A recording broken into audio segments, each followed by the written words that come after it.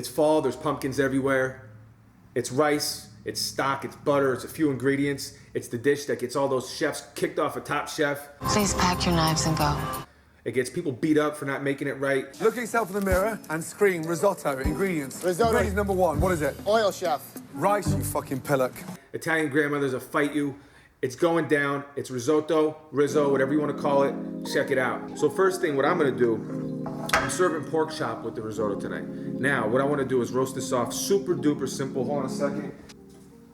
Now, this pork chop has been sitting out at room temperature for about 15 minutes. You don't have to do that. I like to do that. I'm going down with some straight olive oil to get it nice and shiny. I like to use Maldon salt or the salt of your preference. Both sides, pepper, a little bit of pepper, right? Get that out of here. Lastly, I'm gonna finish this with asperso and I'm just gonna roast it off. It's my version of asperso. Sometimes I call it Jon G Spice. I learned how to make this in Italy. It's amazing on veal, on red meat, and even better on pork, I think. So I'm going on both sides with the asperso. There is a ton of herbs, aromatics, spices. It's all made in-house, in this house. Incredibly aromatic and incredibly delicious. And you can go really heavy because there's not a lot of salt. I got the oven set to 4 1/4, about 450. We'll let that go until it's done. How long? I don't know. I'm gonna guess that will take about 25 to a half hour. Rizzo time, baby. Rizzo time. Let's get ourselves a saute pan. I am using an all-clad stainless steel. I don't know the series, I can't remember. It's a 10-inch pan. Heat's gonna go on. Come on. When people make risotto, most of the time they use arborio. Now, that's what I used for years until I lived in Italy. Shout out to Sandra Lotti, one of my mentors, who mentioned to me or told me that arborio is more for desserts, at least in Italy. The two types of rice that are commonly used in Italy for risotto are carnaroli and vialone nano. Now, vialone happens to be my favorite, that's what we used, but I have both here today to show you. Now, I'm using, these are all measured out, 50 grams of rice. And the reason I did that is because oftentimes you'll hear chefs say, well, risotto is not a recipe, it's a style, it's a technique. And I agree with that. I never measure my risotto, but in case this turns out really, really good, I could share exact measurements and maybe it'll go in my cookbook. So olive oil goes down. We're gonna call that a tablespoon or a teaspoon. We'll call it a teaspoon. Onions, this is 50 grams of onions. They go down. I'm gonna hit it with a little bit of salt and stir.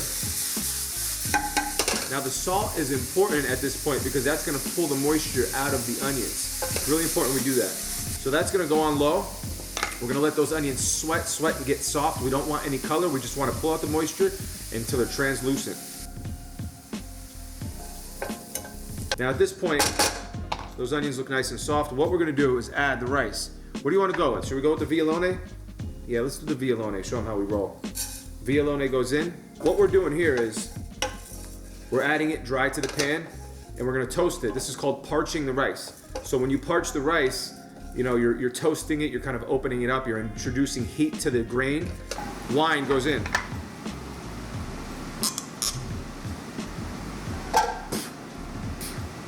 Yeah, baby. There we go, a little more, there we go. So, wine's in. And as soon as that comes to dry or sec, now's when we start introducing stock. Got some stock here. My stock is cold. If you want to speed this up, you could add a hot stock, make sure it's boiling. All right, so I added my first wave of stock. That's gonna come down. And after this, we're just gonna do little by little. We're gonna add stock little by little, poco a poco. What I did was here, as the garnish, and I'll come over and show you in a second, I diced this up and I marinated it in red wine. So it's just diced pumpkin that was previously roasted, marinated in red wine, and then I roasted it in the oven. This was just an onion brulee. I took a little corner of an onion. All you do is just get it nice and black in the pan. We'll show you some B-roll of that. As soon as the rice and the liquids start to become dry, that's when I'm gonna start incorporating, adding more liquid. Now, the reason we keep stirring is because we wanna make sure that we're cooking the rice evenly. If you have pieces of rice stuck to the sides of your pan, they won't get cooked at the same time as some of the stuff in the center. So just make sure that we're, everything's completely submerged continuously mix throughout. Look at that stock. That's what stock's supposed to look like, y'all. Yeah, gelatinous and lovely. Now I did 50 grams of rice because it's just me. You know, this will probably yield close to 2 portions depending if you're adding protein or if you're adding more vegetables or if this is just a nice small starter to a meal. So depending on that, a little goes a long way. 50 grams of rice doesn't look like a lot, but I can tell you, if you look, I mean, that's what we started with. It looks like enough to feed the cat. You know, next thing you know, you got a whole pot of freaking rice.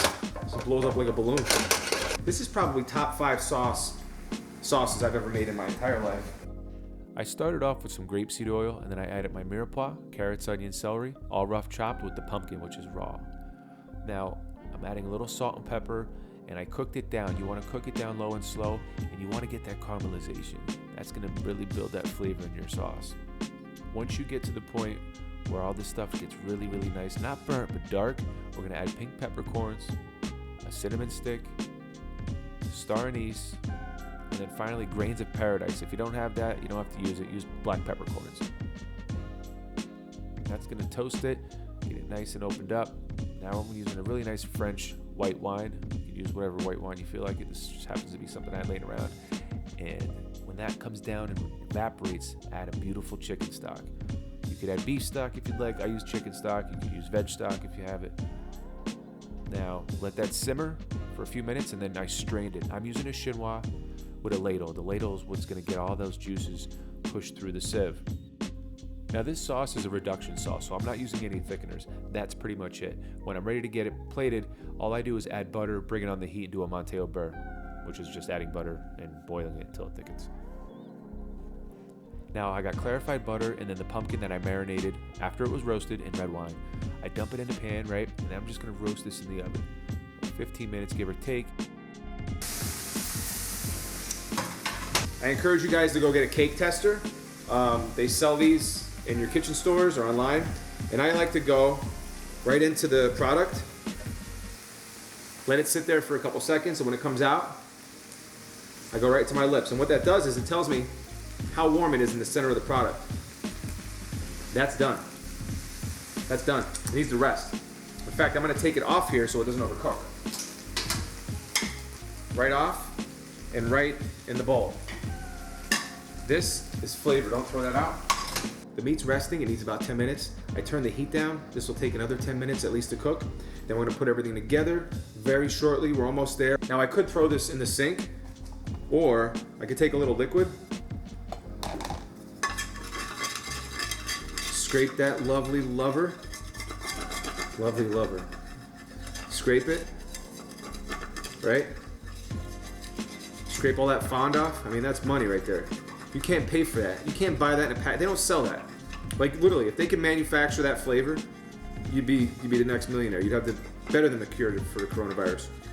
Look at that. I just cleaned the bottom of my pan with a little bit of stock, and look at, oh, that is like flavor shots all day.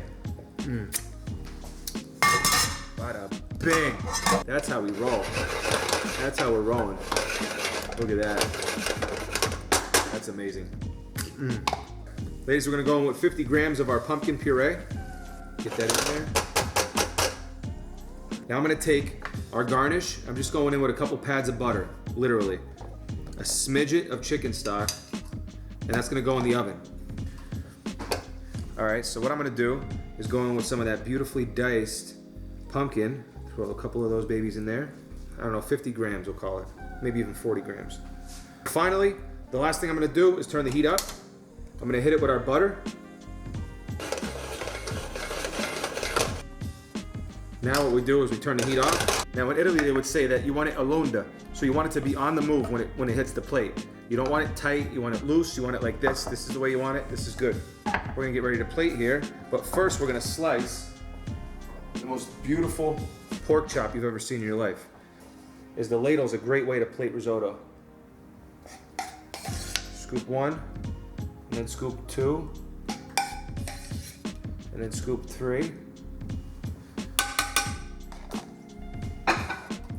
Now what we do is we're gonna give it a little shake. Just like that. See how it's spread out just really, really nicely? Now what I want to do is slice our pork.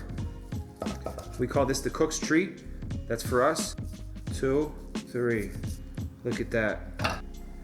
Goes right there. Okay. We got the most amazing toasted onion brulee. We're just gonna come down. Some of that beautifully red wine marinated pumpkin. It almost looks like lardons. It looks like bacon, but it's not. This is our sauce, pumpkin sauce. And what I like to do is just go right around the rim of the plate. Personally, it's just how I like to roll. And just right around. Oh, let's give her a try. The risotto still has a bite to it. It's not overcooked. It's still poquito al dente. I don't even know what to say. That is, I'm proud of that. There's no two ways about it. I'm proud of that dish. I mean, it's just stupid good. All right, guys, pumpkin risotto, we did it. Another one in the books. Thank you for watching. This was amazing. I hope you make it. I hope you have questions. I hope you say something, like button, subscribe, the whole thing, right? And that's all we got for now. What else? Oh yeah, see you on the next one.